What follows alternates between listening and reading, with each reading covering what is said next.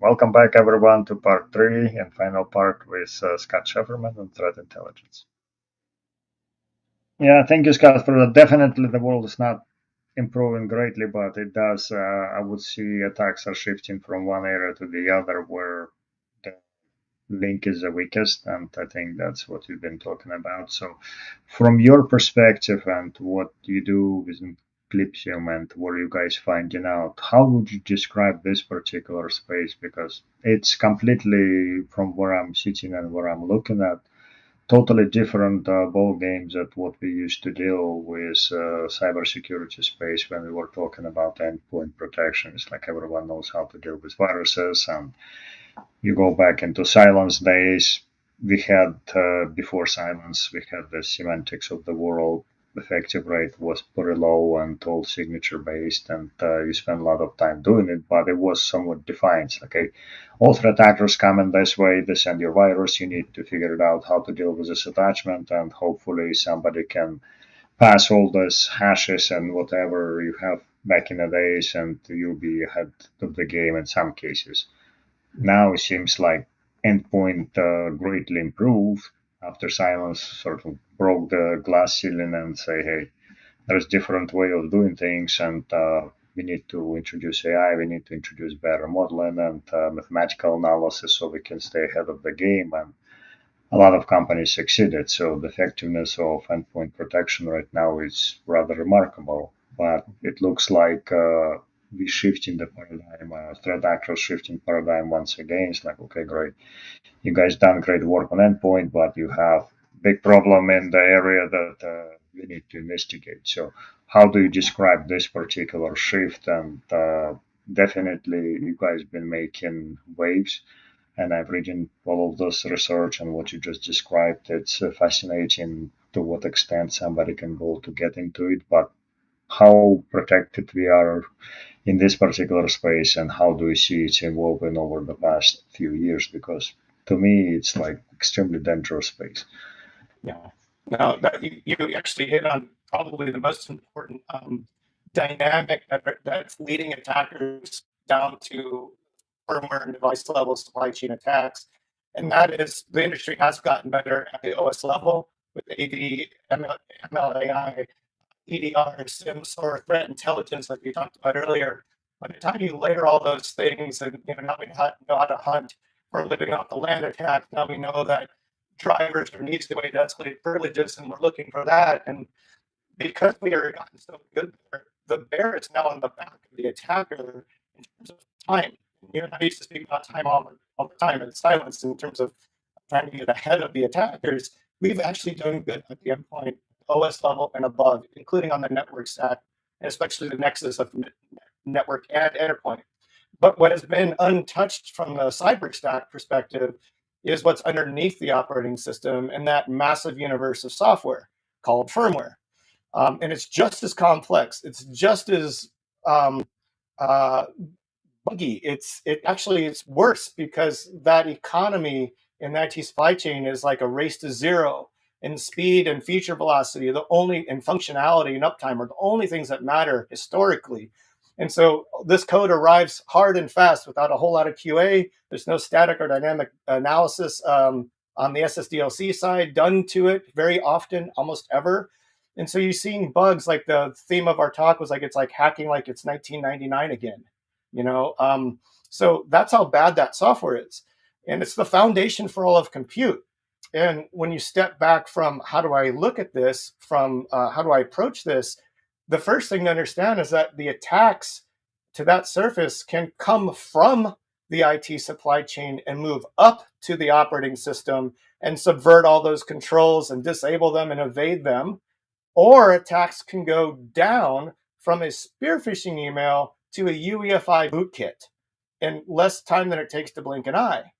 And when we gave our talk, Eclypsium did at DEF CON 30 last year, practically got a standing ovation of applause because the video demonstration was less than 3 minutes showing a spearfish on a secured core PC with every single Microsoft control fully enabled, and then resulting in a UEFI bootkit, and then looking at the Microsoft security controls screen again, the management screen, and it's showing secure boot is enabled as a slider. It's on, but it's actually not enabled. And the attacker has full authority, full omnipotence, full presence indefinitely on that machine from their fourth. So what happens when malware starts to do this at scale? What happens when all of your DFIR playbooks are thrown out the book? Because today, if a Fortune 500 gets hit by a TrickBot or Conti Nexus actor, I guarantee you they're not doing forensics at the firmware level yet. But they absolutely should be, because if you look at what those attackers are doing via the Conti TrickBot leaks, they're very proactively spending lots of research money and time developing techniques to target AMT, to target the PCI flash, to fuzz it, to have persistence with the primary motive, after you read through their leaked chats, to in fact disable all those security controls that you're alluding to that we've built from the OS level up. So that's actually their primary motive. It's to go and buy themselves time, disable controls, pop back up to the OS, do the thing, move laterally, find an IoT device to gain further persistence in case they're discovered, and then dive back down and persist indefinitely on the device. And unless an organization realizes that attacks come from the supply chain, like the gigabyte backdoor, let's say, or faulty code coming in from an implant, um, or and attacks can go from the OS down. Uh, like with the BMCs, attacks can come from any number of directions, from the OS down as well, from the management network. And many BMCs are actually exposed to the internet, even worse. So any actor gets full presence on a server. You could have a SQL bug on an externally facing database application that results in an attacker getting root admin on the box. And instead of living off the land and doing all the PS exec Microsoft law stuff that they've done historically, why not dive down to the BMC, find all those juicy vulns, and move throughout the entire data center, compromise all the backup instances too, and then hold them at ransom or turn them off indefinitely? Right? Because a pen test group did that 2.5 years ago, actually. And they handed in the report and said, we could have literally brought down your entire data center. You know, maybe you should pay us a bonus, right? So I think, to your point, I did cybersecurity, 20 years before I got to here at Eclypsium, 25 years. And I had never in the whole time working for the Navy explored this threat, seen it on a plan of actions and milestones, or in the context of accreditation of a system before it can operate, or risk management, or vulnerability management. It was never even part of the lexicon of getting business done. Today, if you look at the DoD, they are absolutely worried about the IT supply chain. They have something now called mutually unassured destruction, meaning when I hit the button, I don't know if the thing is going to do the thing. And to assure that mission, they now are looking at the firmware and the devices and their origin and the vendor profile. And in fact, inspecting now, they're starting to lean forward and actually analyze the binary itself on the UEFI, inspect it statically, dynamically, like we did with the antivirus, to your point, Nikolay. And now we can say we can verify then trust in the context of zero trust at a device level for the first time. We've never been able to do that as an industry. We've implicitly trusted the entire hardware stack that all of compute is relying on. And that's no longer feasible, realistic, or safe to do. Yeah, thank you, Scott, for that. So, from your point of view, and I know it's been a fascinating topic, and I certainly want to bring you back to discuss a little bit in depth a few points. But before we part, one thing that came to mind, and I'd like to see your take on it: how easy for threat actors to discover those vulnerabilities, like on UEFI, and own them, and difficult for defenders to understand where the threats are and where the threat actors are operating right now, and to discover, because I don't think I've seen anything that can easily detect. None of the tools that we have in a space right now, they can identify that somebody's at the hardware level been owned, and somebody's operating there. Everything is OS and above, but nothing is below. Nikolay, that's a really good question, because, like you said, most of us have been dealing with the OS level and above. and the bears jumped on the back of the attacker. We've gotten pretty good at limiting the amount of time they have to reach their objective. But now that they're going down to firmware and threats like in the form of backdoors and implants are coming from the IT supply chain on devices as well, we now need a way to actually look down at that firmware. And the way we've solved for this is to literally look down and inspect the firmware. So verify, then trust, like with zero trust principles, and understand whether the firmware is actually doing malicious things or set up to do malicious things or has a backdoor or is an implant itself, known or unknown. Did its integrity change over its lifetime without you initiating that change? If it did, that's a bad day and you prioritize that alert. So now you have a capability to enterprise-wide across all your x86 devices to look at the firmware, compare it against known, good, trusted, non-malicious binaries and say, good to go, or this is a binary I don't know of. It should be from this OEM. I should know about this. I don't, and its integrity has changed. That's a problem.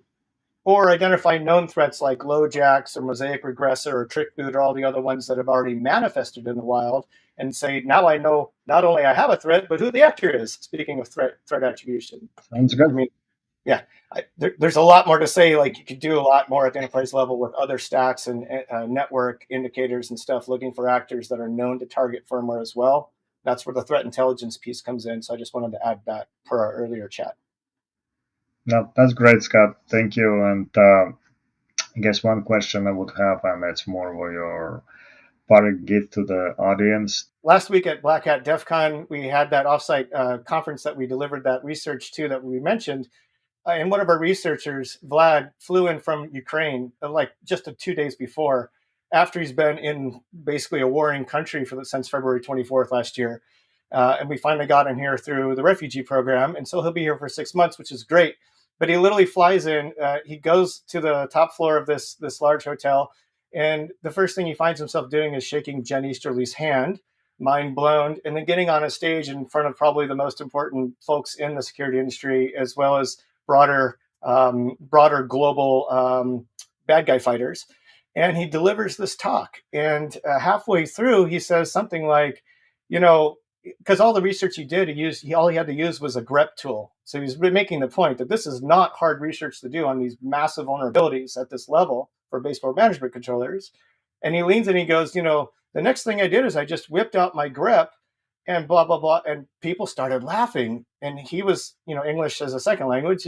He was kind of the last person in the room to realize the kind of innuendo he had just mentioned in the way that he had said it.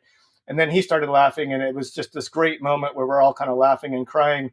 And then later on, pretty much a few folks are putting together a T-shirt for him, and now it's kind of his new handle.